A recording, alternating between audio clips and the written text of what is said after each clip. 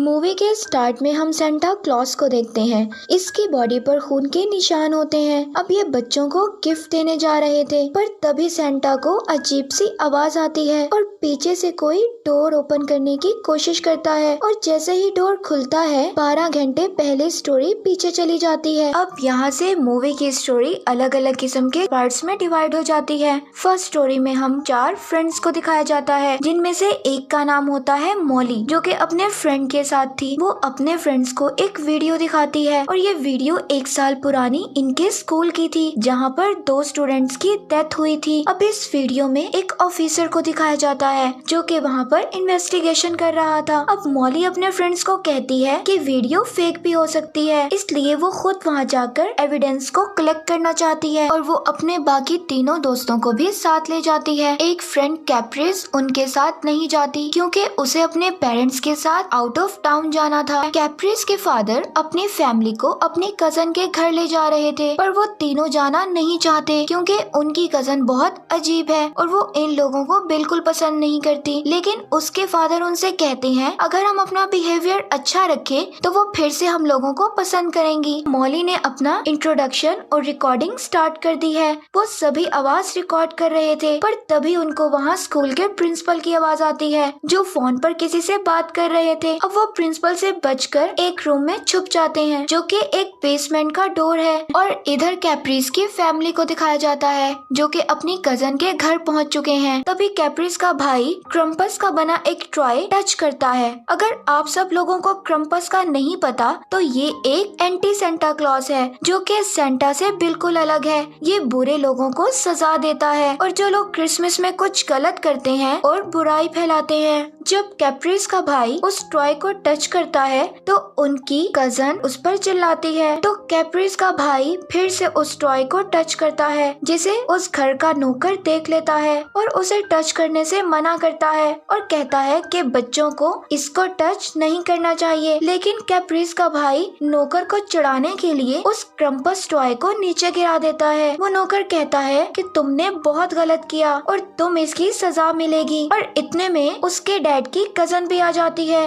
जो सब कुछ देख लेती है, तो फौरन वो उस फैमिली को अपने घर से जाने के लिए कहती है। अब कैप्रिस की फैमिली वापस जाने लगती है, तभी रास्ते में कार का एक्सीडेंट हो जाता है और कार चलना बंद हो जाती है। यहाँ पर सेंटा क्लॉज और उनके कुछ साथियों को दिखाया जाता है। ये गिफ्ट्स और स्वीट्स बना रहे हैं, पर इन सब में उनका एक फ्रेंड इन्फेक्टेड हो चुका है, जिसकी वजह से वो अजीब अजीब हरकतें करने लगता है और अपना हाथ खुद काट लेता है। और अब हम नेक्स्ट सीन में ऑफिसर को देखते हैं जो कि अपनी वाइफ और अपने बेटे के साथ क्रिसमस ट्री लेकर घर जाने लगते हैं। लेकिन थोड़ी ही देर बाद देखते हैं कि उनके साथ उनका बेटा नहीं है। वो अपने बेटे को ढूंढने की कोशिश करते हैं पर उनका बेटा नहीं मिलता। पर कुछ देर बाद उनका बेटा बाहर निकलता है जो कि बिल्कुल नॉर्मल था, लेकिन उसका बिहेवियर बिल्कुल बदल चुका था। और जब वो तीनों घर जा रहे थे तो एक अनजान सा आदमी उन पर नजर रख रहा था। अब वो तीनों घर आ जाते हैं मगर उनके बेटे का बिहेवियर अब भी अजीब था। अब वो ऑफिसर क्रिसमस ट्री को डेकोरेट करता है पर उसका बेटा फिर भी खुश नहीं होता। और तब ऑफिसर की वाइफ अपने बेटे को नूडल्स देती है तो वो बहुत अजीब तरह से खाता है। हालांकि उसकी मॉम उसको रोकती है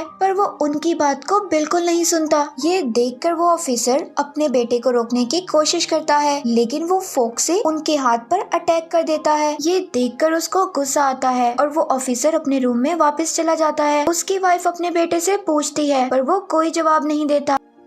दूसरी तरफ हम उन तीनों दोस्तों को देखते हैं जो कि एविडेंस ढूंढ रहे थे। वहाँ पर उन्हें बहुत सी चीजें मिलती हैं जैसे खून के निशान और दीवार पर लिखे कुछ वर्ड्स। वो सभी एविडेंस को कलेक्ट कर लेते हैं और जब वो बेसमेंट से जाने लगते हैं तो कोई भी की डोर में फिट नहीं होती और अब वो अंदर ही लॉक हो जाते हैं। वो सोचते हैं कि शायद प्रिंसिपल ने उन्हें बंद कर दिया ताकि वो उन्हें क्रिसमस पर मार सके। उन्हें ऐसा भी लग रहा था कि शायद प्रिंसिपल ने ही उन 2 स्टूडेंट्स को मारा होगा। अब वो लोग काफी काफी डर जाते हैं और दोबारा नीचे आ जाते हैं। अब हम दूसरी तरफ सेंटा क्लॉस को देखते हैं जो कि काफी डरा हुआ दिखाई दे रहा था क्योंकि सभी एल्फ इन्फेक्शन की वजह से वॉकिंग डेड बन चुके थे। सेंटा अपनी वाइफ को छुपने के लिए कहता है। वो एल्फ सेंटा पर अटैक करने आता है और एक एक करके बाकी के लोग भी आने लगते हैं जो कि इन्फेक्टेड थे। अब सेंटा एक एक करके सभी एल्फ्स को मार देता है और वो ऊपर जाता है और देखता है कि अब उसकी वाइफ भी इन्फेक्टेड हो गई थी, इसलिए उसे अपनी वाइफ को भी मारना पड़ता है।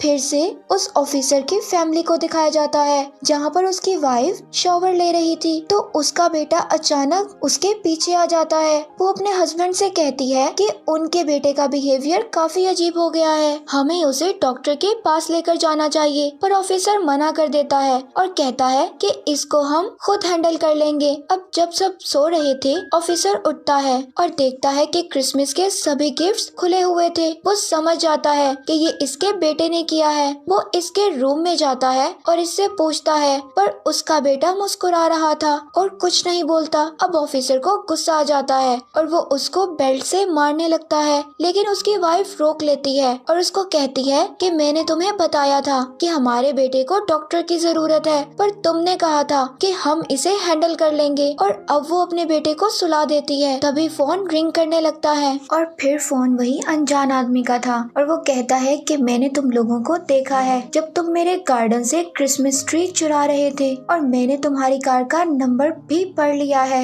ये वही आदमी था जिसने इन्हें देखा था। वो पूछती है तुम्हें क्या चाहिए। वो कहता है कि बस तुम चैंगलिंग को लेकर वापस आ जाओ। जो तुम्हारे घर में तुम्हारा बेटा है उसकी शक्ल में एनिमल चैंगलिंग है, वो तुम्हारा बेटा नहीं है। अगर तुम उसे वापस ना लाई तो वो तुम्हारी पूरी फैमिली को मार देगा। पर ऑफिसर की वाइफ को ये सब झूठ लग रहा था और तभी वो फोन कट कर देती है और अब वो नेट पर चैंगलिंग के बारे में पढ़ रही थी। और अब ऑफिसर को दुख होता है कि वो अपने बेटे को रूम में सॉरी बोलने के लिए जाता है। पर तभी अचानक से ऑफिसर की वाइफ को आवाज आती है। वो जाकर देखती है कि ऑफिसर मरा हुआ था। वो वहाँ पर काफी डर जाती है। वो उसी इंसान को फोन करती है और उससे इसका रास्ता ढूंढती है। वो कहता है कि तुम्हें चैंगलिंग एनिमल को वापस लाना होगा। वो कहती है कि मेरे बेटे का क्या होगा। वो कहता है कि तुम्हारा बेटा तुम्हें मिल जाएगा। उस एनिमल को तुम्हें ध्यान से लाना होगा क्योंकि वो इंसानों की इमोशंस को जान लेता है कि इंसान क्या करने वाला है। अब वो जाती है और अपने बेटे को एक ड्राइव पर जाने की ऑफर करती है पर वो उसकी इमोशंस को पढ़ लेता है और उसी पर अटैक कर देता है। वो उसको बेहोश करके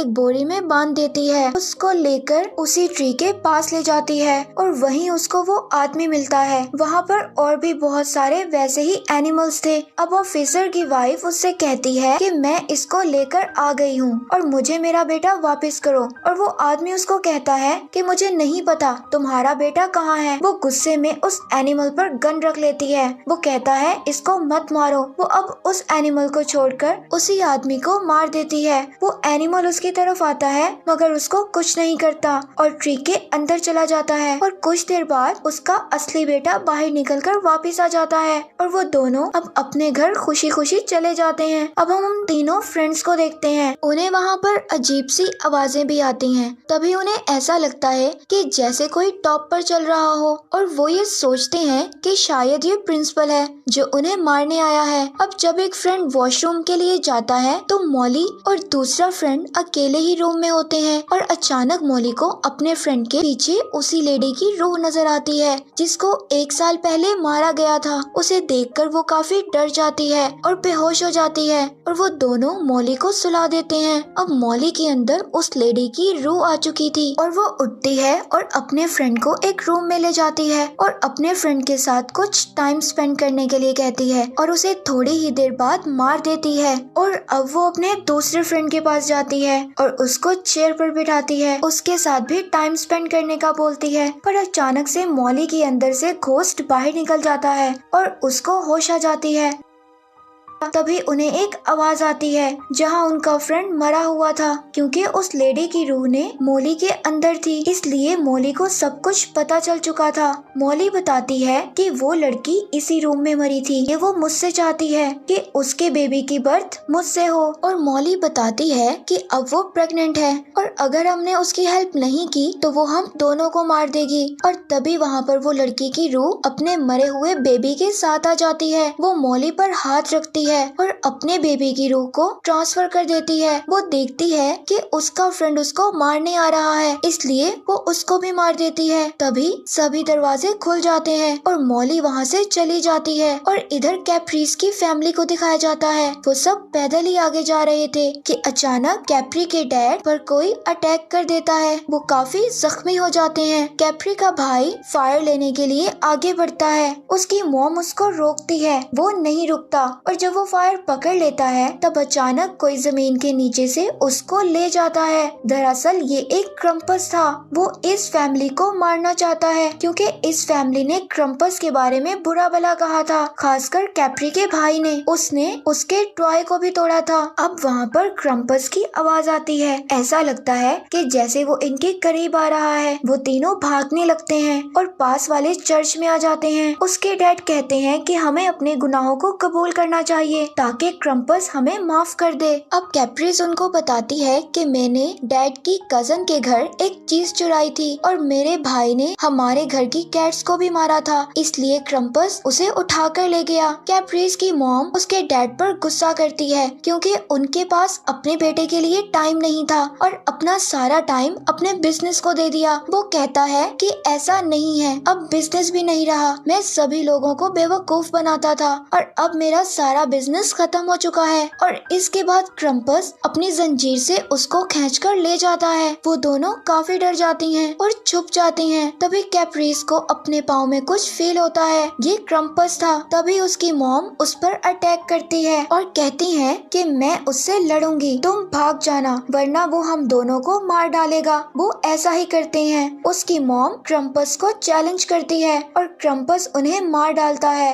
और अब वो कैप्रीस के पीछे पड़ गया था। अब कैप्रीस सीधा अपनी डैड के कजन के घर चली जाती है ताकि वो ये सब ठीक कर सके, पर उसकी कजन डोर ओपन नहीं करती। फिर इधर क्रम्पस आ जाता है और कैप्रीस अपने साथ पड़ी लकड़ी उसको मार देती है और वहाँ पर ऑयल पड़ा होता है जिससे वो उसे जला देती है। और अब क्रम्पस मॉन्स्टर से उसी नौकर में बदल जाता है जो उसके डैड की कजन के घर में था। और अब हम यहाँ देखते हैं कि उसके डैड की कजन को ये पता चल जाता है कि वो नौकर क्रम्पस में इसलिए बदला जो उसने गुस्सा कैप्रीस की फैमिली पर किया। और अब वो कैप्रीस को ये भी बताती है कि उन्हें पहले से सब कुछ पता था, इसलिए उन्होंने उसकी फैमिली को भगा दिया। और इसी गुस्से की वजह से कैप्रीस भी क्रम्पस में बदल जाती है और अपने डैड की कजन को मार देती है। और अब हमें वही से सीन दिखाया जाता है जो कि हमें स्टार्ट में दिखाया गया था। सेंटा के सामने जब डोर ओपन होता है तो वो देखता है कि सामने क्रम्पस है और यहाँ पर फिर दोनों की फाइट होती है। क्रम्पस सेंटा के हथियार को दूर गिरा देता है